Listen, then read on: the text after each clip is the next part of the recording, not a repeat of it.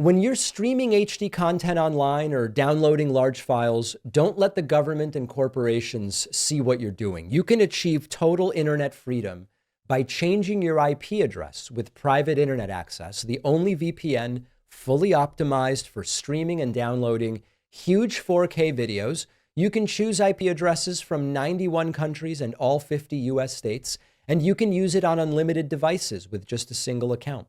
They're giving you 83% off, which comes out to just $203 a month, plus 4 extra months for free at piavpn.com/DavidP. We start today with the confirmation hearings for Donald Trump's nominee for Secretary of Defense, Pete Hegseth. We're going to look at the sort of good, although there wasn't much, the bad and the ugly. We will look at the protests. We're going to look at all of it.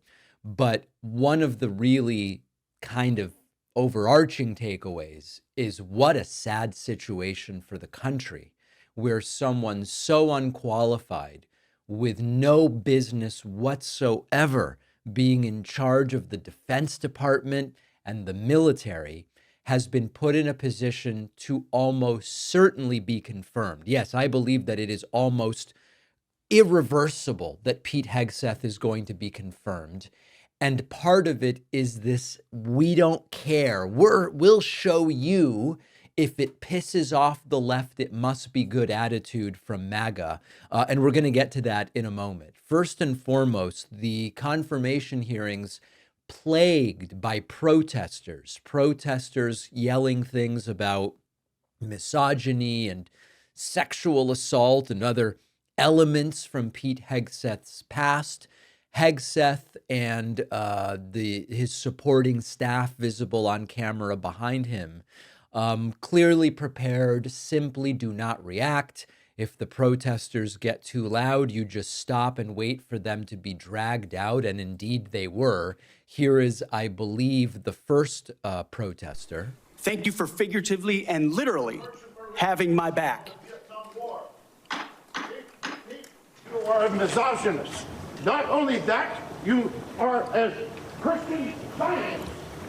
And you support the war in Gaza by the Zionists. Yeah. I want to thank the authorities for their swift reaction to that outburst. It was an outburst, yeah. I believe that gentleman was yelling, "You're a misogynist," and I think he said a Christian Scientist or a Christian Zionist. Second protester, also interrupting just about 1 minute later. And readiness.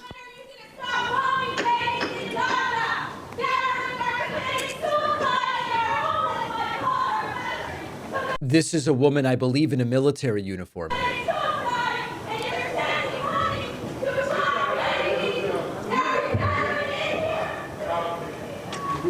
I believe it's possible that in the room what she's saying is clear, and sometimes it gets reported, but I struggle to hear exactly what she was saying. You may continue, sir. Returning the Pentagon. Okay, and then there was a third outburst, essentially 1 minute after that, and here this individual was sort of carried out in a way that I must admit was kind of visually compelling. To the Pentagon and throughout our fighting force. In doing so, we will reestablish trust in our military, addressing the recruiting crisis, the retention crisis, and readiness crisis in our ranks. Members of the security force will remove members. And this guy, they've got, it looks like one limb per officer running out. And I have to, you know, the merit and value of the protest we can talk about. And this is like a time-honored tradition where people get into these confirmation hearings and they protest. But I have to say that whatever the merits of the protests are, and they are meritorious in my mind, because this guy, Pete Hegseth, is a total clown who has no business being in this role. The visual of the guy yelling while officers run, like we've got to get this guy out of here. If it takes 5 seconds, it's too long. We've got to get him out of here in 3. There is something visually compelling about that. So beyond Pete Hegseth's, of course, scripted opening statement and multiple protesters, then we finally got to the questioning.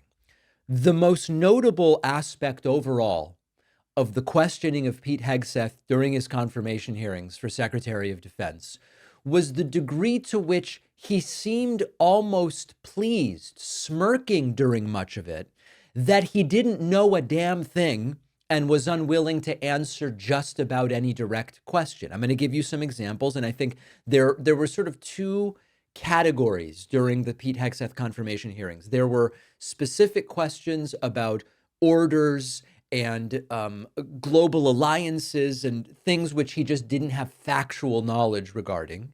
And then there were the sort of stuff about his affairs, his infidelity, his children out of wedlock, and his drinking. And we're going to look at a bunch of it, and then I'll give you kind of my overall assessment. Here's one example.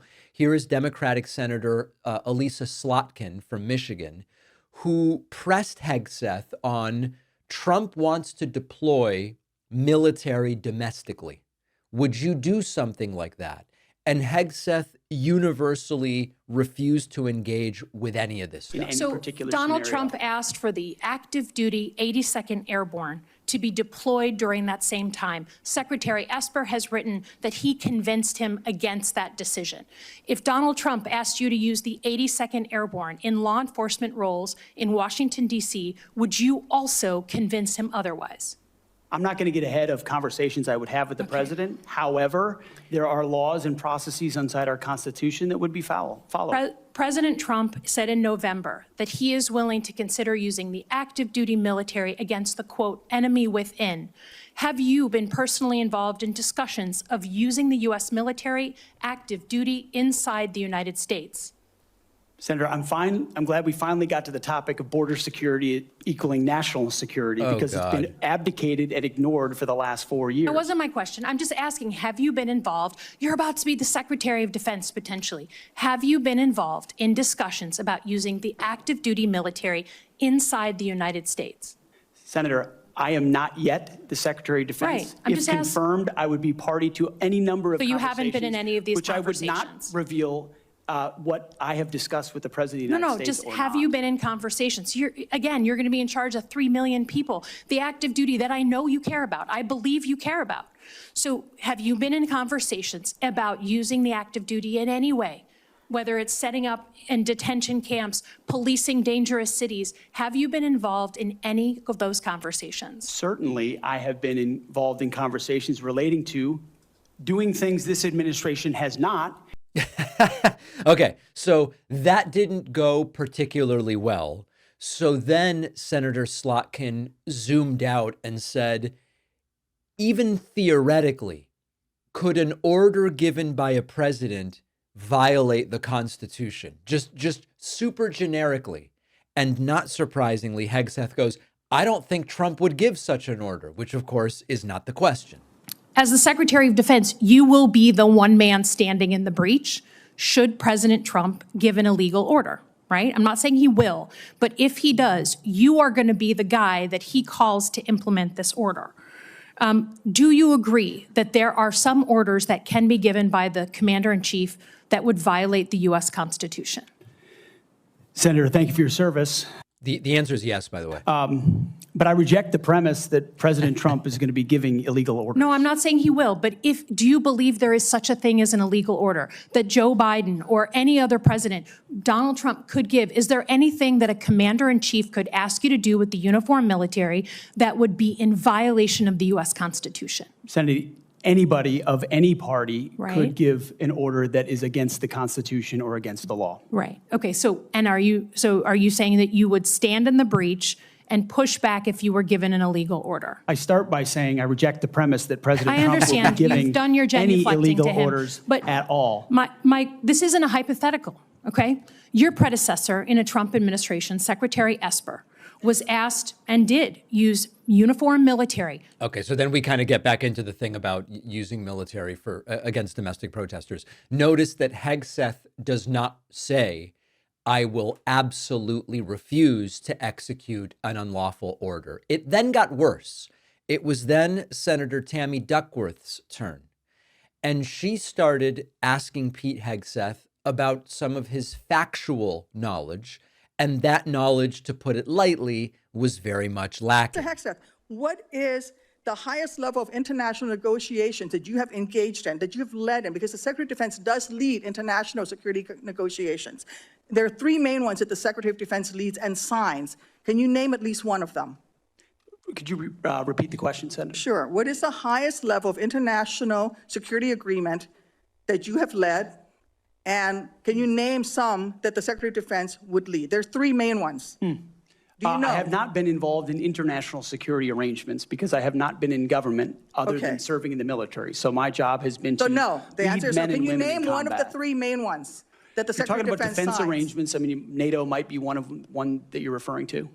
Status of Forces Agreement would be one of them. Status of Forces Agreement. I've been a part of teaching So- about Status of Forces Agreements. But you don't inside remember to Afghanistan. mention it? You're not qualified, Mr. Hegseth. You're not qualified. You talk about repairing our defense industrial complex. You're not qualified to that.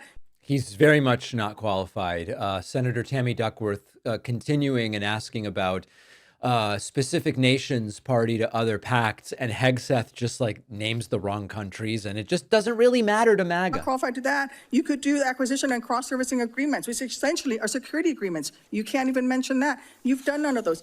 You talked about the Indo-Pacific a little bit, and I'm glad that you mentioned it. Can you name the importance of at least one of the nations in the ASEAN, and what type of agreement we have with at least one of those nations? And how many nations are in ASEAN, by Name the one. way? I couldn't tell you the exact No, you amount of could, nations in because you've that, not but I even know we have bothered to allies do- in South Korea and Japan and in AUKUS with Australia, and trying to work Okay. on submarines with them. Mr. and data Hegseth, transfers none with of those them. countries We have are in allies ASEAN. across. None of those countries are in ASEAN. So I think, to me, this is the most damning stuff. Now, I know that a lot of the headlines were concerned with the drinking and the infidelity stuff. We're going to get to that. And that really goes to Hegseth's character more than his subject matter knowledge. He might be the drunk philanderer that he is, a sexual assaulter that he has been accused of being, but be extraordinarily knowledgeable about international agreements and ASEAN and all of these different things. He happens not to be, and I find the lack of subject matter knowledge by far the more damning stuff. But they did get to the other material as well. Here is Senator Mark Kelly referencing some of the escapades of Hegseth involving alcohol, and Hegseth essentially refused to even say whether they were true or false, just writing the entire subject off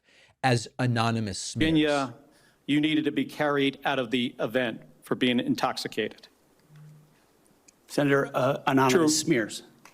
Just true or false? Very simple. Summer of 2014 in Cleveland, drunk in public with the CVA team. Anonymous smears. I'm just asking for true or false questions, true or false answers. An event in North Carolina, drunk in front of 3 young female staff members after you had instituted a no alcohol policy and then reversed it. True or false? Anonymous smears.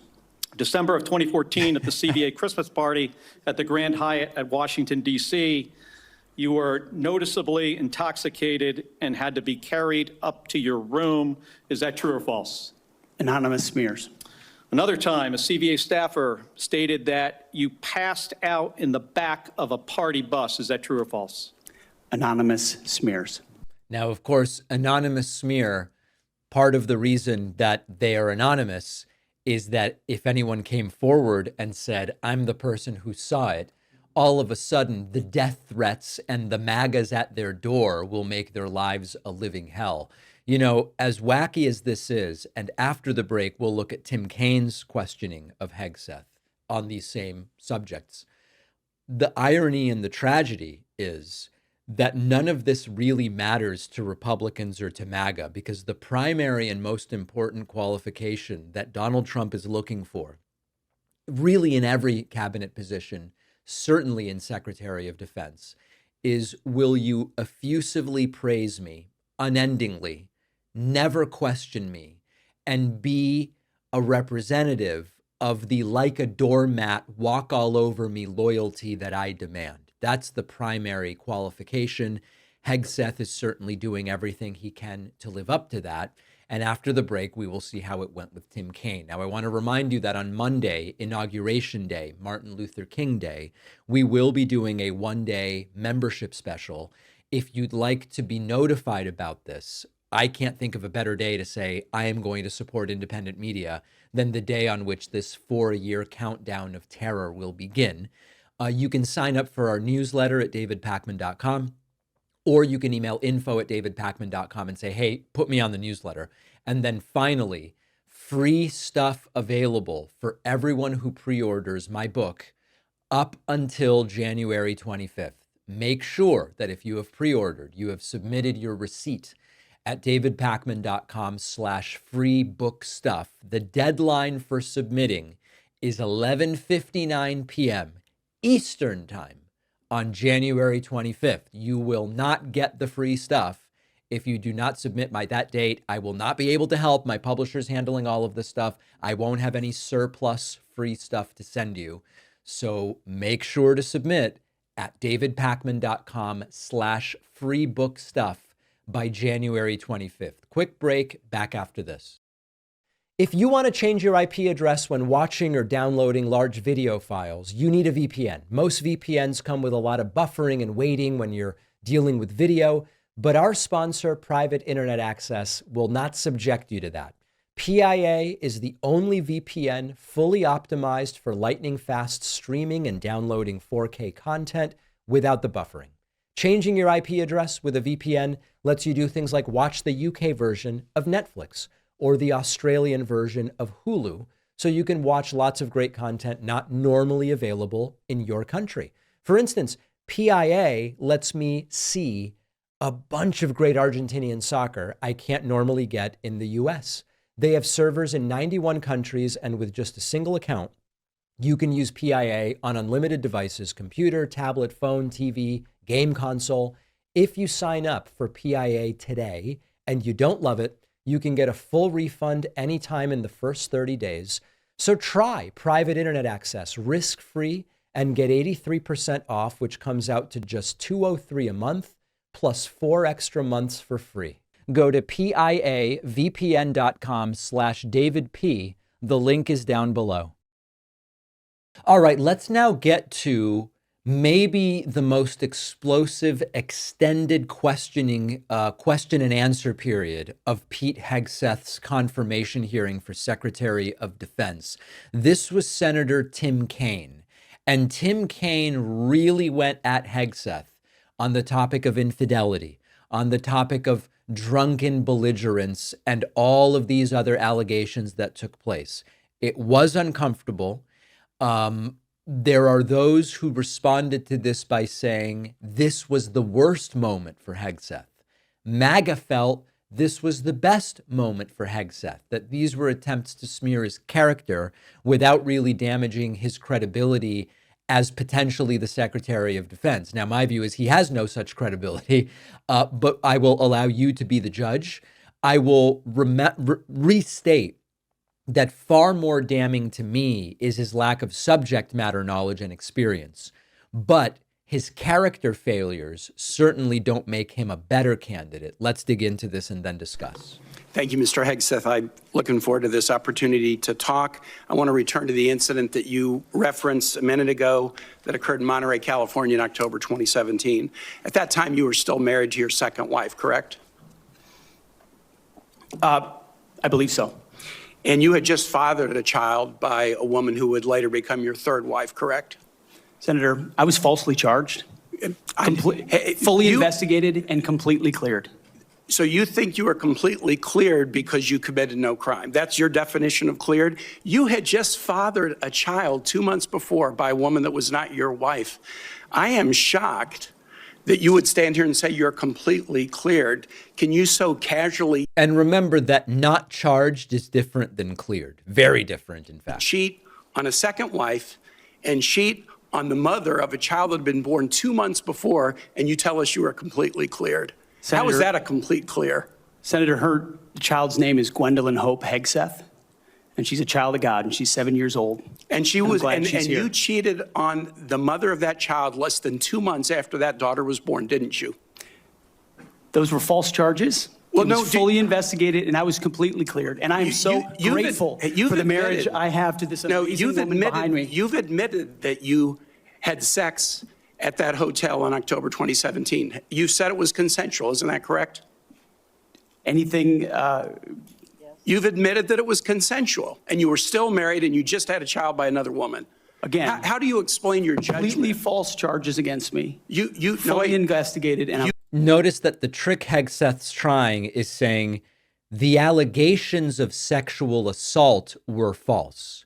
But that, of course, doesn't get anywhere near what Tim Kaine is talking about. it's completely clear. You have admitted that you had sex while you were married to wife 2 after you just had fathered a child by wife 3.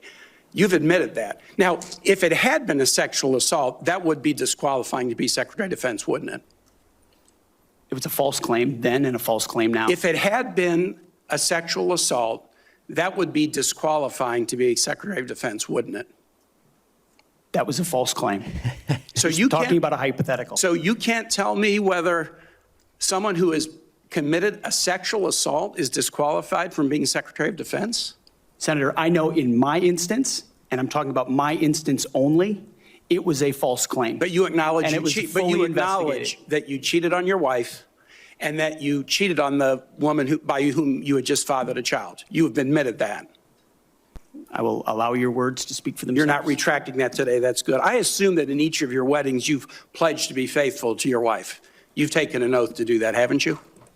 Senator, as I've acknowledged to everyone in this committee, not a perfect person, not claiming to But be. no, I just asked a simple question. You've taken an oath, like you would take an oath to be Secretary of Defense in all of your weddings to be faithful to your wife. Is that correct? I have failed in things in my life, and thankfully I'm redeemed by my Lord and Savior, Jesus Christ. In finalizing divorces from your first and second wives, were there non-disclosure agreements in connection with those divorces? Senator, not that I'm aware of. If there were, would you agree to release those first and second wives from any confidentiality agreement? Senator, it's not something I'm aware of.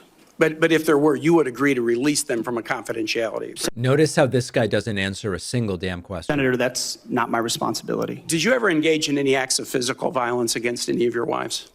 Senator, absolutely not. But you would agree with me that if someone had committed physical violence against a spouse, that would be disqualifying to serve as Secretary of Defense, correct? Senator, absolutely not have I ever done that. You would agree that that would be a disqualifying offense, would you not?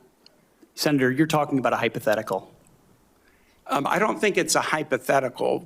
Violence against spouses occurs every day.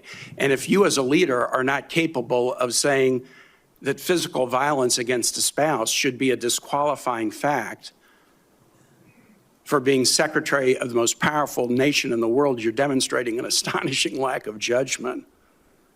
The incident in Monterey led to a criminal charge, a criminal investigation, a private settlement, and a cash payment to the woman who filed the complaint.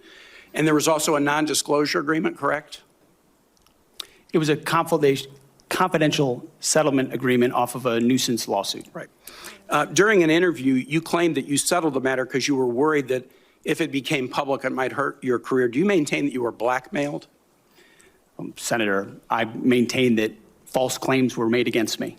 And ultimately, Your attorney those used false the claims, phrase, I have the opportunity to attest my innocence in those false claims. But you didn't reveal any of this to President Trump or the transition team as they were considering you to be nominated for Secretary of Defense. You didn't reveal the action. You didn't reveal the criminal complaint. You didn't reveal the criminal investigation. You didn't reveal the settlement. You didn't reveal the cash payment. Why didn't you inform the commander-in-chief and the transition team of this very relevant event?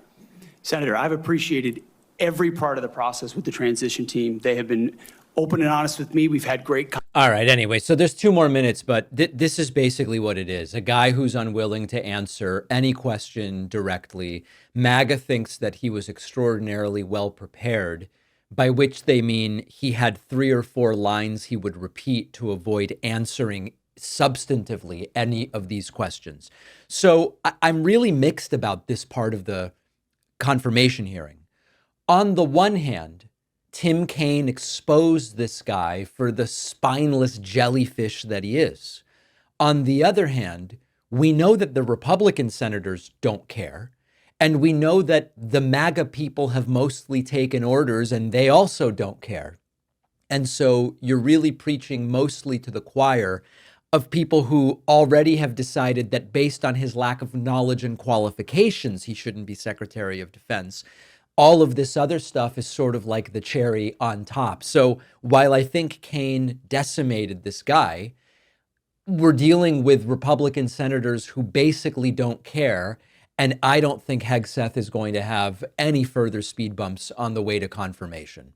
Now I want to talk a little bit about the alcohol component. One of the elements of yesterday's confirmation hearing of Pete Hegseth that came up are the numerous allegations of being so drunk that, fill in the blanks, right? So drunk that he yelled, "Kill all Muslims," so drunk that he had to be physically carried out of places, all these different things. During the hearing, Republican Senator Mark Wayne Mullen sort of defended Hegseth by saying, there are senators who show up drunk to votes.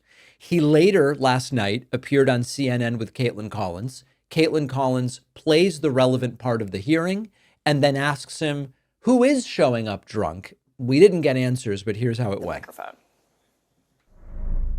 I'm just looking for qualifications. You didn't give me any qualifications. Starts bringing up the fact that what if you showed up drunk to your job? How many senators have showed up drunk to vote at night? Have any of you guys asked them to step down and resign from their job?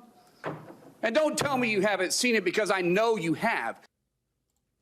I mean, first off, that's a pretty serious accusation there. Do you want to name any of the senators that you're saying are drinking on the job? No, and that's my whole point is that these senators on the other side of the aisle was trying to act like they had more morals than Pete Hegseth, and they don't. If you're going to hold someone accountable for their behavior, then hold everybody accountable. I'm not saying I'm the most moral man or the perfect individual. I'm absolutely not. I wasn't the one calling him out.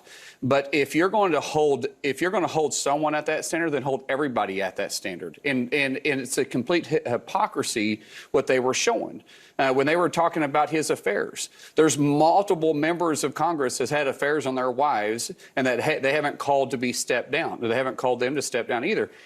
This guy's syntax is wacky. And then when it talks about qualifications, what is the qualification to be the Secretary of Defense? The only qualification is you got to be a United States citizen. That's it.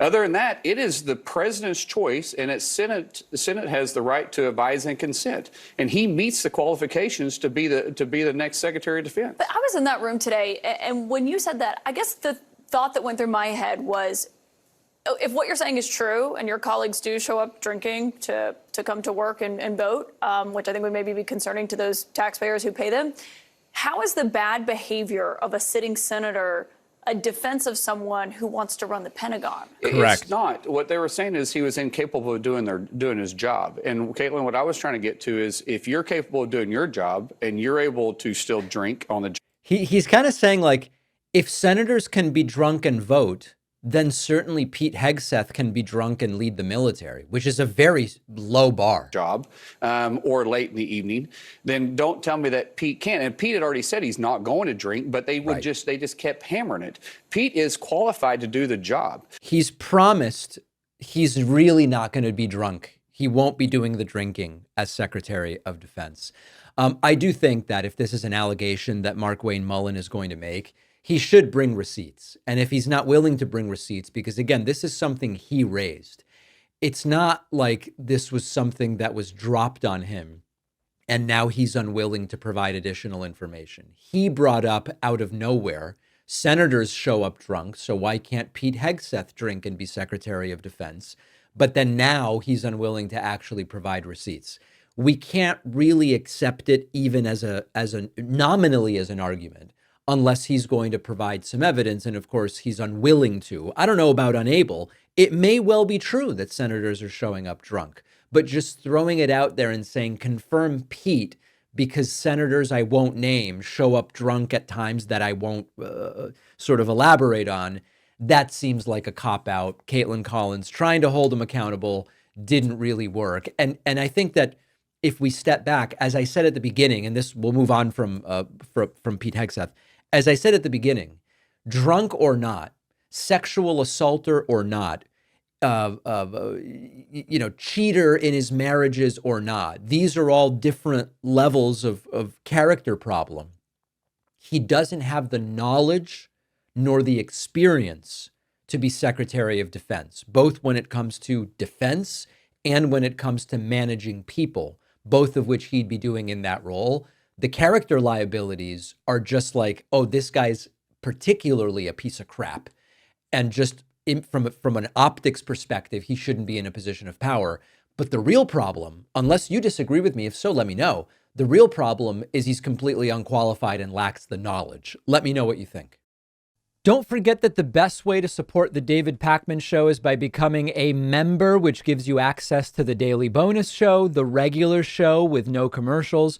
You also get access to our entire archive of every episode dating back a really long time, and plenty of other awesome membership perks. Go to joinpakman.com, joinpakman.com. All right, well, just as I've been saying now for weeks, economist Paul Krugman is sounding the alarm about what Donald Trump's return to the White House is going to mean for the very people who voted for him in 2024.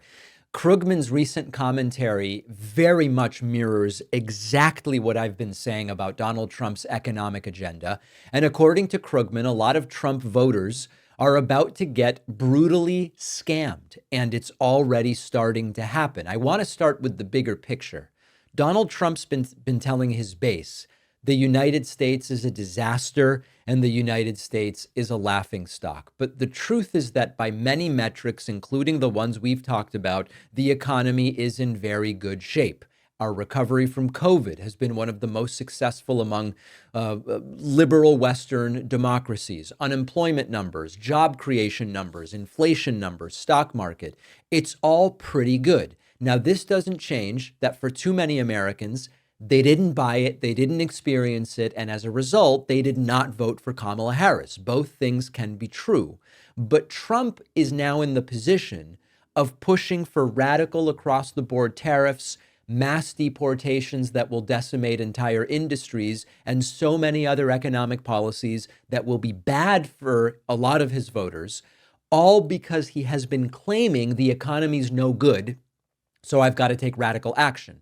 As I've said to you, we will see the numbers when Joe Biden leaves office on the 20th, and we will track Trump's economic performance. But the difficulty, as Paul Krugman explains on his Substack and in a conversation with Greg Sargent on the Daily Blast podcast, Trump is likely going to have to resort to massive levels of propaganda to justify his economic actions because the economy is doing pretty well. How do you sell extreme blanket policies that will hurt working class voters and small business owners when the economy is already pretty well, doing pretty well by most metrics? The only way to do it is to lie and to keep lying. Here's a transcript of this interview. Sargent said to Krugman, "It's funny, we often talk about Trump's working class base and his working class white voter base and so forth, but there's also a fairly large MAGA contingent represented by small business people, people who operate small manufacturing concerns and so forth. He just seems to have no concern for them at all. Aren't those people that type of Trump supporter, the reactionary small business person? Aren't those people going to get brutally scammed by tariffs here?" And Krugman says a lot of people are going to get brutally scammed. Those are his most fervent supporters. It is, in fact, probably the local business elites are the most fervent MAGA types out there, more so even than the working class. But that doesn't mean Trump cares about their interests. Small business people are the people that he's all through his life hired as contractors and then not pay, right? Scamming people like that is what his whole life has been around. And here's where things get really specific. Trump's plan to raise tariffs while cutting or extending tax cuts for the rich. Krugman says it's going to be a double hit for the working class voter. The tariffs will raise the price of imported goods. That will disproportionately affect low and middle income households. We know the blanket tariffs will raise prices. Who is best suited to weather rising prices? The rich. Who is going to be most acutely hurt by rising prices? Low income and middle income Americans. And then on the other hand, the tax cuts for the wealthy, the tax cuts for big corporations just suck resources from programs that benefit ordinary Americans. And don't forget that Trump has also vowed to deport millions of undocumented immigrants. Paul Krugman addresses this as well. This would devastate key sectors of the economy that rely on immigrant labor, both documented and undocumented, agriculture, construction, food service. We've talked about that. Trump doesn't care. He doesn't care about the consequences. He cares about the optics. Sargent also brought up another really important point in this interview, which I encourage you to listen to. A big chunk of Trump's base is small business owners and people who are relying on affordable goods and a stable workforce. So even though Trump claims to be the guy for business, if you're a small business owner and all of a sudden Trump generates this instability with the tariffs and the deportations, you also are going to end up brutally scammed by Trump's tariffs. And it's not surprising, of course, because this has been Donald Trump's MO for a very long time. Now, there's one other twist that I want to talk about here. Krugman notes Trump is inheriting a pretty good economy. Again, I know it's not good for everybody. Not everyone's doing well. But if we zoom out and you look historically, Biden's job creation record is good. Stock market returns have been good. Unemployment has been low. Wage growth has exceeded inflation. Inflation's been relatively low. Doesn't mean things are cheaper than they were in 2020, but inflation has been low. When that's the case, the logical thing would be, let's build on that success by not shaking the boat or doing extreme economic policy. Trump seems determined to wreak havoc with his regressive economic ideas. And the irony of that is that the very voters who believe Trump's promises that he's going to fight for the little guy, those are the people who are primarily going to pay the price. Trump has surrounded himself with enablers rather than experts who are going to say, sure, go ahead and do it. And the Wall Street heavyweights that could actually steer Trump away from this stuff are nowhere to be found. It is not me saying what we need is more Wall Street involved with the presidency. What we need is someone with some economic knowledge that might steer Trump in the right direction. The economists, Trump has already said, they're not qualified.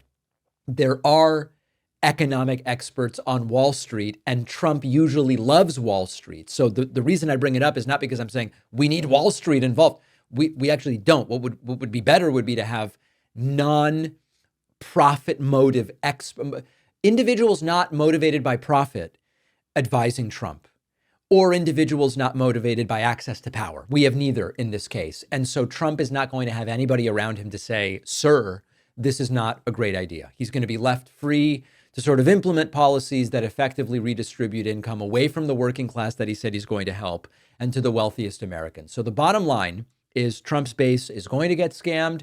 They're already getting scammed. It's going to get very bad. The economy Trump is inheriting is quite strong. In his first term, he continued to ride the momentum of that economy, and he had a pretty good pre-COVID economy. This time, he's determined to go radical, and he will have no choice, if he does implement these disastrous ideas, to simply lie to his base about what's going on.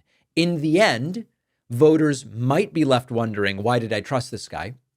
He's betraying me just the way he did last time. But if the propaganda game is strong enough, then they might not really care, or they might end up blaming, I don't know, some Democrat, Biden, Obama, Michelle Obama, whoever they point the finger at. I have to admit to you, Ben Shapiro has correctly identified that Andrew Tate is a total grifter scammer that should not be celebrated as the voice of reason about anything. Now, I'm going to play a clip for you of Ben Shapiro commenting about Andrew Tate and the way that he's sort of been given a hero's welcome by the American right wing and global right wingers. I'm going to tell you up front, when Ben Shapiro gets into the sort of like biblical and religious stuff as to, social conservatism, as to why he doesn't like Andrew Tate, I'm not with any of that.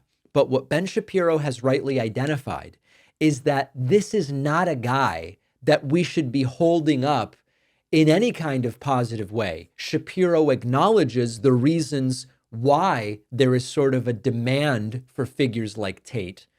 I don't agree with everything, but Shapiro is sounding the alarm and saying, my fellow right-wingers, this is not our hero, not at all. Again, let me say right at the outset, I am not upset at all with anyone actually just interviewing Andrew Tate. Go for it. Have at it. Of course. And by the way, I agree with this as well. I don't think the problem is interviewing people with unsavory views, as long as you're qualified and prepared to do it. Tons of excellent questions to ask Andrew Tate, but none of these people are asking Andrew Tate any of those questions. Instead, a lot of people are sort of glomming onto his very online popularity in order to get clicks. And some people are dishonestly conflating interviewing Andrew Tate with cheering for Andrew Tate or applauding him or talking about how brave and wonderful he is. And Andrew Tate is not brave and wonderful. He rips off thousands of people with his Scam Hustlers University. Correct. He preaches the virtue of treating women in a way you would never, ever allow anyone to treat your wife or your daughter. Correct. No one is saying you can't have Andrew Tate on your show. It's a free country. You should do what you want. What I'm saying is that if you say you're conservative and then you have someone who truly is disgusting on and you proceed to tout them, praise them, nod along to everything they say, cheer them, you're doing more than platforming, which again is fine. Platforming, the idea that you can never have a conversation. You can have a conversation with whomever you want, but there's a difference between having a conversation with a person and becoming a propagandist for that person. If you're a person, for example, who purports to stand for biblical values or American values or traditional values. This is where I'm kind of like, yeah, whatever. You probably have a moral obligation, not probably, you certainly have a moral obligation to ask Andrew Tate, who is a self-stated bad man, hard questions about his actions and his beliefs and his past. Not to, as so many on the right have, help him falsely rewrite his legal record or ignore all of the things he's actually said while nodding enthusiastically.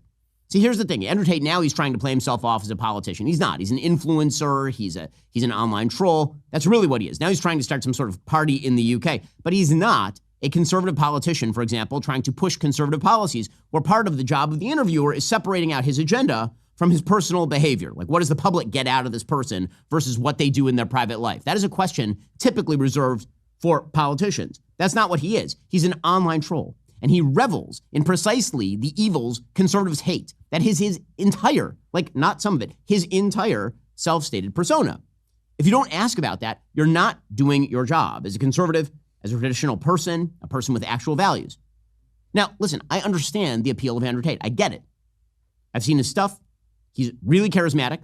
And for decades, the hatred of traditional masculinity in our society has been so strong, so thoroughgoing throughout the media, throughout politics, from our institutions, from our colleges, everywhere, that people, including people on the right, have run away from traditional masculinity altogether, and they've sort of feminized what masculinity is supposed to be. Now, this is where I think it kind of gets off the rails, but you all know that I have also explained that the left has not done a good job of providing a sort of affirmative vision of masculinity. There's been a lot of critiques of toxic masculinity and this sort of thing. And I've already done that commentary. This is where Ben Shapiro and I certainly diverge.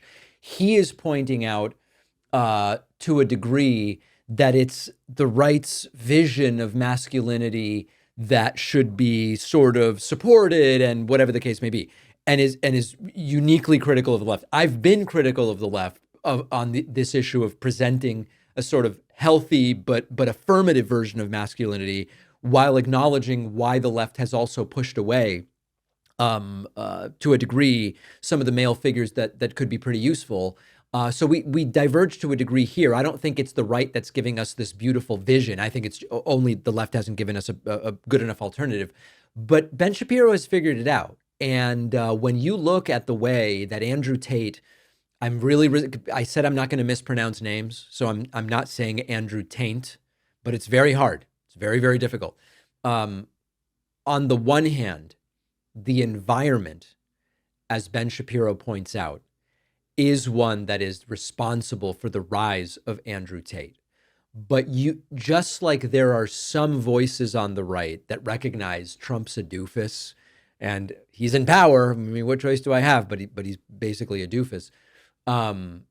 There are people on the right recognizing the same thing about Andrew Tate. Now, I don't think he's serious about this whole UK thing, but what I mean, he may be serious, but I don't think it has obviously any shot of getting off the ground, running for prime minister or whatever he's doing. But there is a real possibility that if the left doesn't get it together and provide an alternative to this just whacked out manosphere of which Tate is a part, he will probably only gain popularity, as terrifying and wacky as that is. Tell me what you think of Ben Shapiro's critique of Tate. Where do you agree? Where do you disagree? If you value what we do at The David Pakman Show, remember to support us on Patreon. Go to patreon.com/David Pakman Show, where you can get access to behind-the-scenes videos, the daily bonus show, the commercial-free daily show. You can support the show for as little as $2 a month. Check it out at patreon.com/David Pakman Show. A week ago, we talked about why many on both the left and the right believe that a major health event could be the big surprise of 2025 for Donald Trump. And that video generated significant interest. Many of you wrote to me about it. And based on the feedback, I want to expand on this a little and remind everybody that this is not just sort of like trivial, idle speculation, nor conspiracy theory. It's simply the obvious discussion based on what we know, and Donald Trump's health may become a critical factor in his political future. Objective linguistic analysis shows measurable changes in Trump's speech over time. This is sort of the first pillar. And many studies that we've discussed before, there's the 2017 Stat News analysis, there's more recent studies we talked about, they all find the same thing, which is that Donald Trump has had a significant decline in vocabulary, sentence complexity, and sentence structure compared to the 80s, the 90s, the 2000s, the 2010s, comparing 2024 to 2020 to 2016. It's just been downhill.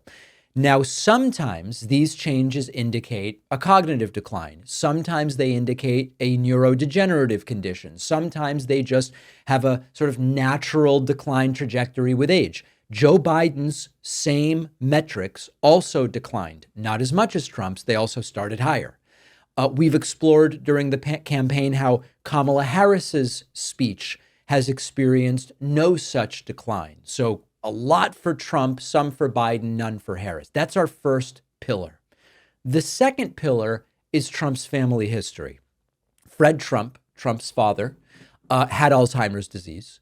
Studies find that having a first-degree family member with Alzheimer's increases your risk significantly, up to 30%, depending on genetic and environmental factors. And then that has to be considered in the context of Donald Trump's noticeable linguistic decline. Trump will be 78 on Inauguration Day next week. He falls squarely within that age range where these risks are more pronounced. The third pillar is Trump's known health issues. Trump's clinically obese. Obesity increases the risk of cardiovascular disease, type 2 diabetes, and cognitive decline, per the CDC. Trump's diet is famously heavy on fast food. It's famously low on vegetables, and that compounds those risks. Trump doesn't exercise. That's yet another risk factor. Now, I want to be thorough. I want to be objective. This is not Hillary Parkinson sort of nonsense, because there's a very important counterpoint here to all of this. You could hear me saying linguistic, obese, family history, all that stuff. But what's the counterpoint? The counterpoint is what is called the phenomenon of super-agers. Trump might be what's called a super-ager. These are people in their 70s and 80s and beyond who maintain really good physical function and sometimes cognitive function, despite having risk factors, despite an unhealthy lifestyle, despite whatever it is that they do. Trump's ability to dominate media narratives and energize his base, despite everything else, does support the idea that Trump could be a super-ager. Now, even super-agers are not immune to sudden health events, and especially with Trump's known risk factors, that's something that could happen. But then we get to the third and arguably the most critical part of all of this, which is about cult dynamics. If Trump did have a health crisis, it's unclear if the public would ever know, especially based on what they learned in Trump's first term when he was taken to Walter Reed with COVID in a sort of emergent setting in a helicopter. This time around, if Trump experiences a health crisis, the political cult leaders would probably see it all downplayed and concealed by the loyal followers. In Trump's White House, key figures like doctors or aides or propagandists, they would almost certainly scramble to cover it up. And even with undeniable evidence, if they were not able to cover it up, MAGA supporters are almost certainly going to refuse to acknowledge it. These are cult dynamics. The leader is often seen as infallible, regardless of any contradictory evidence. Do any of us believe that Charlie Kirk would ever come out and say, Trump's lost it cognitively, he can't do it anymore? Do any of us think that Jason Miller or Stephen Miller would say, it's over for him, this is really serious? The answer is obviously no. So this is not about rooting for Trump's health to fail.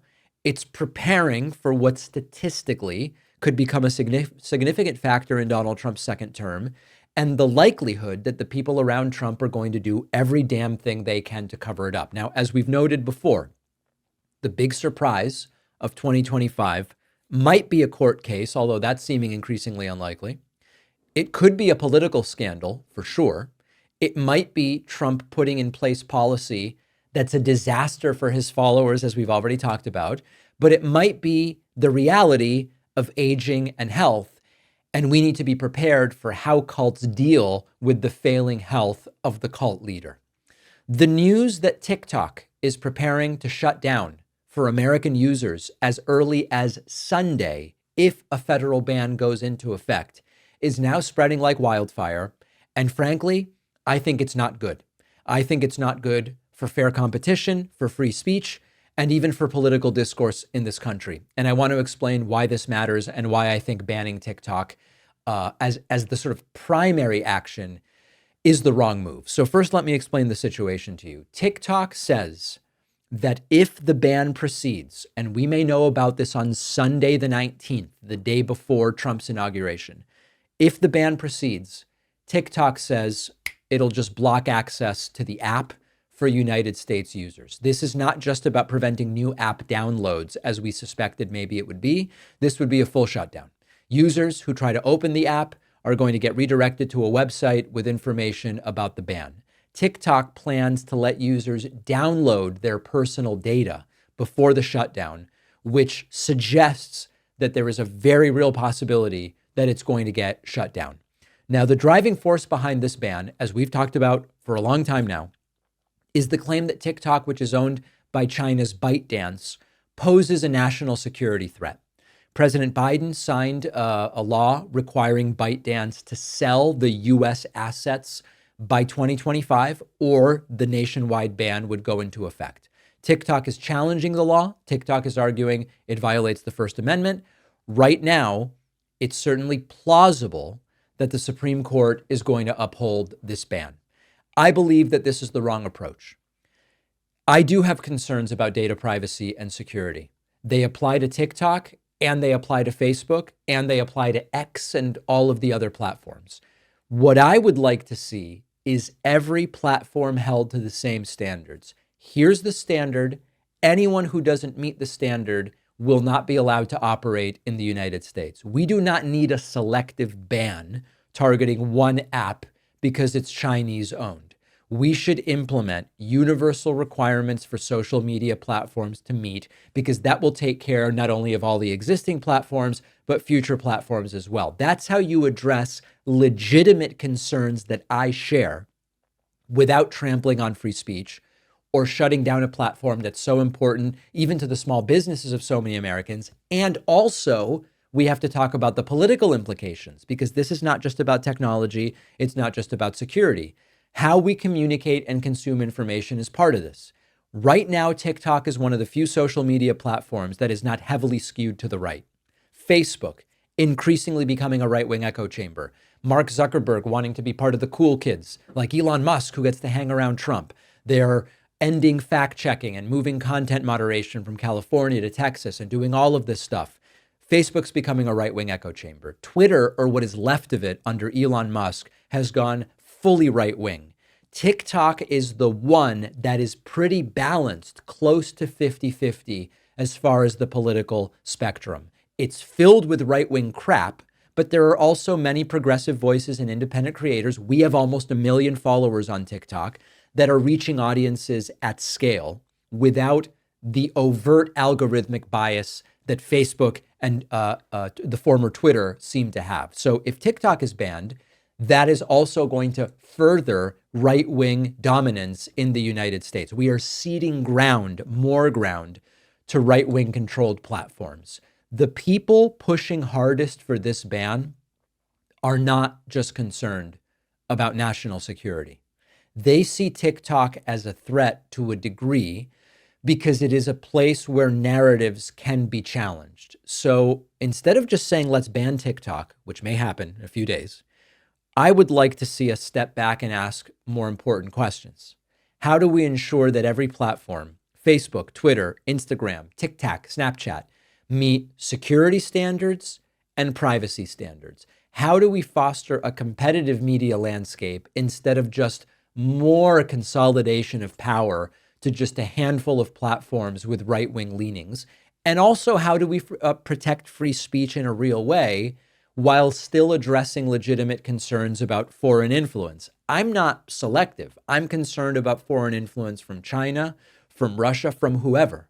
But at the end of the day, I've come to the conclusion that a TikTok ban would be a signal that we are failing to deal with the broader issues. If you deal with the broader issues and it means TikTok's got to get banned, then so be it.